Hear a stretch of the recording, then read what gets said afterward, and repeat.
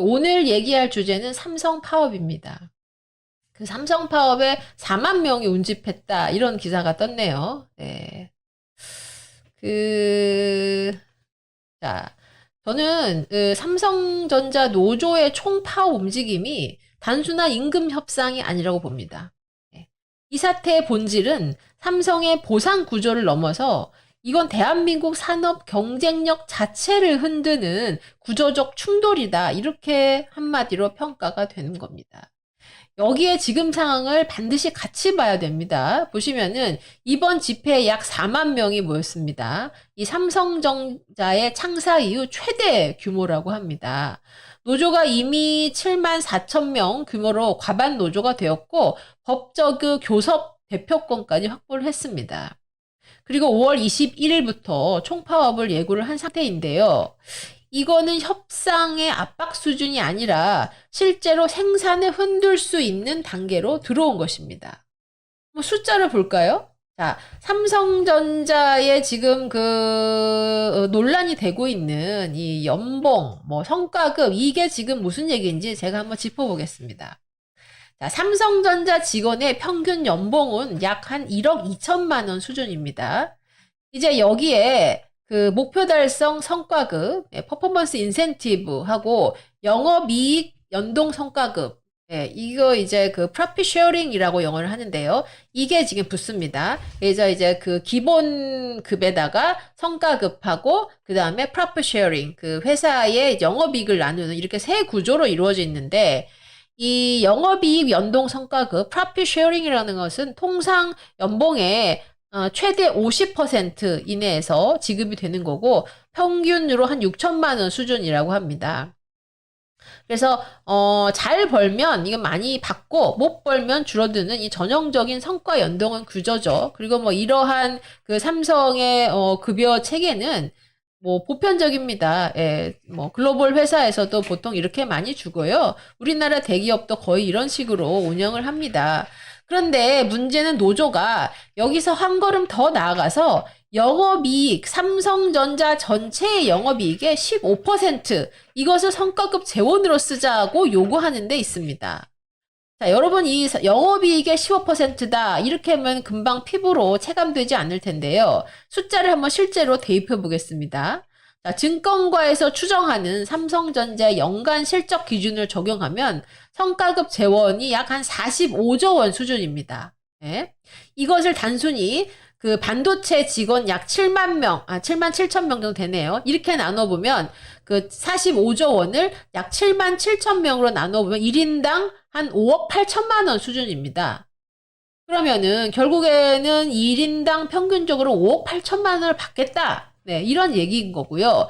여기에 나가서 기본 연봉에다가 아까 말씀드린 퍼포먼스 인센티브, 성과급 인센티브까지 합치면 연간 총 보상액이 평균적으로 약 7억 원 수준이 된다는 거 아니겠습니까?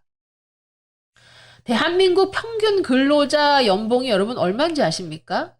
물론 파트타임이든 중소기업 근로자들 모두 다 포함한 것입니다만 어쨌든 대한민국의 평균 근로자 연봉이 약 4천만 원 수준입니다. 이것을 감안할 때 지금 논쟁이 되는 것은 단순한 인상 문제가 아니라 평균 대비 15배 구조를 만들 것인가 이러한 문제입니다.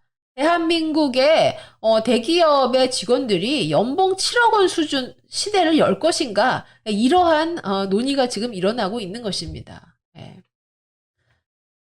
여기서 이번 사태의 핵심 쟁점이 또 하나 있습니다. 단순히 이게 성과급을 더 달라는 게 아니라 성과급 상한을 없애라는 요구를 하는 겁니다. 예, 성과급을 단순히 더 달라는 게 아니고 성과급의 상한을 없애라는 요구를 하는 겁니다. 왜? 지금은 연봉의 50%로 성과급의 상한, 캡이 씌워져 있거든요. 이거는 기업 입장에서 비용을 통제할 수 있는 장치를 제거하라. 예, 이런 의미입니다. 즉 이익이 증가하면 비용도 자동으로 폭증하는 구조를 만들게 되는 것이죠. 이게 지금 단순 임금 협상이라기보다는 기업의 재무 구조 자체를 바꾸는 요구인 거고요. 어마어마한 요구사항이고 사실 제가 이거를 글로벌 비즈니스 사례에서도 이러한 막무가내 요구는 본 적이 없습니다. 그래서 이게 어느 정도 규모인가를 이게 다른 기준으로 한번 보겠습니다, 여러분. 삼성전자가 지난해 주주들에게 지급한 배당이 약 11조입니다. 삼성전자가 주주에게, 회사의 주인인 주주들에게 지급한 배당금이 11조 원이에요. 그런데 노조 요구가 만약에 현실화된다면 그 4배에 달하는 금액이 직원들에게 성과급으로 지급된다 이것입니다. 더 심각한 것은 이 금액이 삼성의 연간 R&D 투자인 금액이 약 37조 정도 되는데요. 이보다도 크다는 것입니다. 네. 이 정도 되면 여러분들 이 45조라는 게 어떤 건지 피부로 와 닿으시죠? 다시 말해서 이게 단순히 더 달라라는 요구가 아니고 연구 개발하고 미래 투자 재원으로 이 쓰일 수 있는 돈을 성과급으로 전환하자 이런 수준이라는 것입니다. 네, 그래서 제가 뭐 이걸 비판을 위한 비판이 하는 것은 아니고요. 저도 뭐 20년, 30년, 뭐 30년 가까이 기업에서 이러한 구조 속에서 평가를 받고 평가를 하고 이래온 사람인데 사실 우리가 항상 이 노조나 급여 협상에서 생각해야 되는 것은 상생이라는 바탕에서 이루어져야 됩니다. 예. 근데 이 상황에서 이거를 지금 주주 배당금보다도 많은 돈, 그리고 연간 R&D 투자보다도 많은 돈을 성과급 재원으로 전환하자라는 것은 글쎄요, 뭐 좀 너무 심하다 이런 생각이 드네요. 저 비교를 좀 더 해보겠습니다. 이게 아까 한 40조 원이다 이렇게 본다면 이 정도의 돈이면 글로벌 산업에서는 판을 바꿀 수 있는 돈이에요. 굉장히 큰 금액입니다. 여러분 SK 하이닉스가 인텔의 낸드 사업부 인수할 때 돈이 얼마나 들었을까요? 약 10조 원이 들었습니다. 예. 그리고 삼성전자가 하만 인수할 때도 약 9조 원이 투입됐습니다. 그래서 지금 이 요구는 쉽게 말해서 미래 성장을 위한 투자 한 3, 4건 포기하고 그 돈을 나누자 이 선택과 같다는 거예요. 예. SK가 인텔 랜드 사업부 인수하고 삼성이 하만 인수하고 여러분 그 추가적인 뭐 그 삼성 내부는 물론이고 사회적 베네핏이 얼마나 컸습니까? 근데 이런 거 뭐 한 3, 4개 포기하에 그냥 우리 그 돈 성과급으로 나누자고 이런 선택은 좀 무리한 게 아닐까요? 이 선택이 장기적으로 어떤 결과를 낳을지 어렵지 않게 예상을 할 수가 있습니다. 예. 그리고 문제가 여기서 끝나진 않습니다. 여러분 반도체 그 산업의 본질은 물론 기술력이 중요합니다만 그 다음에 신뢰 산업입니다. 그 고객은 제품 성능만 보고 계약하지는 않아요. 납기가 잘 지켜지는가, 예, 공급이 안정적인가, 위기 상황에서도 생산이 유지될 수 있는가, 이러한 기준을 보고 판단을 합니다. 근데 이제 저는 이번 사태에서 이런 거 저런 거 다 떠나서 가장 위험한 게 이 부분이라고 봅니다. 반도체 공정은 멈출 수 있는 공장이 아니에요. 그 웨이퍼, 여러분 그 반도체 이렇게 동그랗게 하얀 거 보이시죠? 이 웨이퍼가 일정 시간 내 후속 공정을 거치지 않으면 변질돼서 폐기됩니다. 그리고 클린룸 환경이 무너지면 설비 자체에도 손상이 발생합니다. 다시 말해서 며칠 멈췄다가 다시 생산하는 이 개념이 통하지 않는 것이 바로 반도체 산업이에요. 그래서 이러한 반도체 산업의 어떤 특징을 고려할 때 그 고객 입장에서 이 공정이 지연된다. 그리고 납기가 지켜질 수 없다. 이러한 신뢰가 흔들리는 순간 거래는 바로 경쟁자로 이동할 수밖에 없습니다. 자, 이게 무슨 말이냐. 우리가 이제 여기서 그러면은 삼성의 경쟁 구조가 어떻게 됐는지 살펴볼 필요가 있습니다. 자, 그 반도체 글로벌 공급망 구조를 한번 보면요. 지금 반도체 산업은 글로벌이 굉장히 완전 분업화되어 있습니다. 미국이 엔비디아나 또는 AMD, 퀄컴 같은 기업들이 이제 설계를 합니다. 네, 어떤 반도체를 생산을 할까? 이제 먼저 설계를 들어가는 거죠. 그리고 이제 대만의 TSMC, 이 같은 회사는 이 설계를 받아서 파운더리를 생산을 하는 겁니다. 한국은 삼성전자하고 이제 SK 하이닉스가 메모리 쪽을 책임지고 있습니다. 일본은 또 그 안에서 또 소재하고 장비를 공급하는 역할을 하고 있고요. 또 네덜란드의 그 ASML은 그 EUV 장비를 독점하고 있습니다. 이렇게 이제 그 글로벌리 이제 완전 분업화가 되어 있는 반도체 공급망이죠. 그래서 이 구조에서 고객은 항상 이제 리스크를 분산을 합니다. 다시 말해서 삼성 하나에 올인하지는 않아요. 예, 이게 그 공급망 관리의 기본이죠. 예, 그래서 항상 그 TSMC하고 나눕니다. 예, 항상 하이닉스하고 나눕니다. 그래서 삼성에게 흔들린다는 소식이 나오면 신호가 포착이 되면 고객은 고민하지 않습니다. 바로 물량을 분산해 버립니다. 왜? 멈출 수 없거든요. 예, 이게 바로 제가 볼 때 TSMC가 삼성 물량을 가져갈 수 있다. 이렇게 보는 말의 의미입니다. 이것은요, 제가 뭐 위협하는 게 아니고 과장하는 게 아니고 실제 반도체 공급망의 시스템이 그렇다는 거예요. 그리고 이 흐름이 이미 국가 단위에서도 여러분 벌어지고 있습니다. 그 일본의 그 TSMC, 일본이 TSMC에 약 4조 내지 5조 원의 규모의 보조금을 주면서 공장을 유치했습니다. 예, 그래서 지금 일본의 TSMC 공장이 가동되고 있어요. 그리고 그 기시다 총리는 여기서 한 걸음 더 나아가서 제2 공장까지 추진을 한다고 합니다. 그리고 기시다가 이 굉장히 내세운 강력한 그 경제 부흥 정책 중에 하나가 라피두스라는 국가 주도의 파운드리 프로젝트입니다.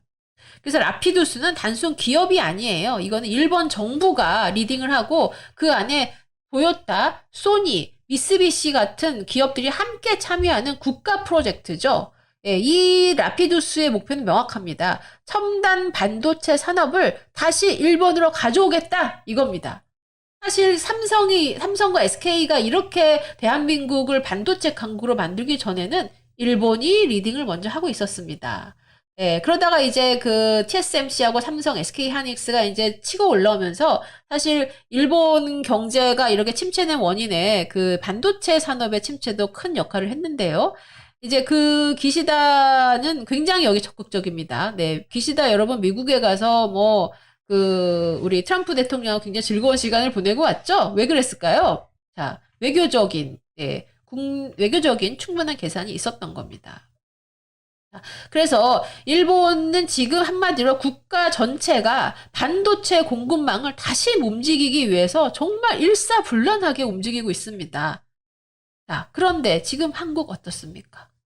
지금 세계 1위 반도체 기업에서 성과급 문제로 총파업이 논의되고 있습니다. 예. 국가와 기업이 같은 방향으로 뛰는 나라하고 기업이 내부 갈등으로 지금 흔들리는 나라하고 차이가 여기서 발생한다 이겁니다.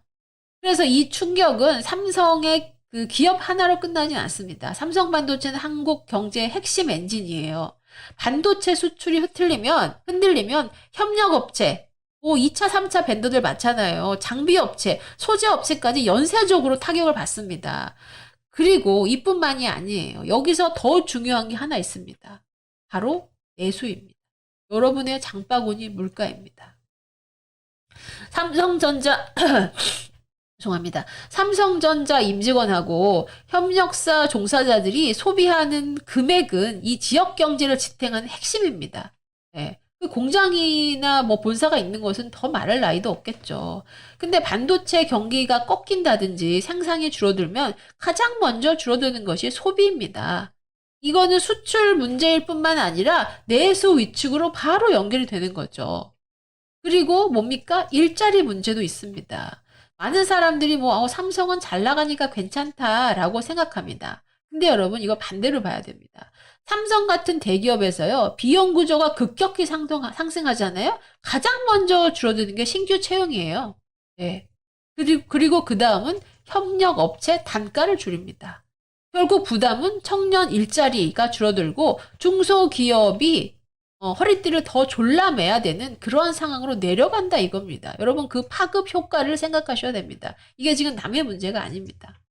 그래서 지금 벌어지는 이 갈등은 대기업 내부의 문제를 볼 것이 아니라 좋은 일자리를 줄일 건가, 미래 일자리를 없앨 것인가, 이러한 문제로 연결이 된다는 게 심각한 겁니다. 그리고 결론이 이게 이제 더 이상 단순하진 않습니다. 예, 지금 벌어지고 있는 일은 임금 협상이 제가 아니다라고, 그 차원은 아니다라고 말씀을 드렸고요. 또 이게 뭐 노사 갈등의 차원도 넘어섰습니다. 이것은 한마디로 글로벌 공급망 신뢰를 지킬 수 있느냐, 또는 이것을 잃느냐, 이러한 문제고요. 이것은 국가 산업 경쟁력과도 직결되는 문제이면서 우리 내수 경제에 큰 영향력을 미칠 수 있습니다. 그리고 내수 경제에 영향을 미치면서 동시에 일자리 구조를 흔들 수 있습니다. 그래서 글로벌 공급망 신뢰, 국가 산업 경쟁력, 내수, 일자리, 이렇게 이 네 가지 문제가 동시에 걸린 사안이다, 이겁니다. 그리고 이 삼성의 공백은 곧 경쟁사 TSMC 또는 일본과 같은 추격자들에게 큰 기회가 될 것입니다. 여러분, 한국 내부의 갈등이 곧 글로벌 시장의 신뢰 하락으로 이어질 수 있습니다. 네. 마지막으로 분명하게 말씀드리겠습니다. 지금 삼성 파업은 임금 문제가 아닙니다. 대한민국 반도체 공급망과 산업 생존을 시험하는 큰 사건입니다. 그래서 이러한 이 심각한 사안에 앞서서 노조의 입장도 제가 존중하는 바입니다. 과거의 근로자의 한 명이었던 사람으로서. 그러나 아까도 말씀드렸다시피 중요한 것은 이것은 상호 신뢰에 기반해서 이루어져야 하면서 왜냐하면 이것이 결국에는 아까 말씀드린 네 가지 문제, 글로벌 공급망, 국가 산업 경쟁력, 내수, 일자리까지 영향을 미칠 수 있다. 이것을 노사 상호 간에 인지를 하면서 큰 파장 없이 원활하게 이것이 해결되기를 바라는 마음입니다. 감사합니다. 조수진 정통우파 TV였습니다.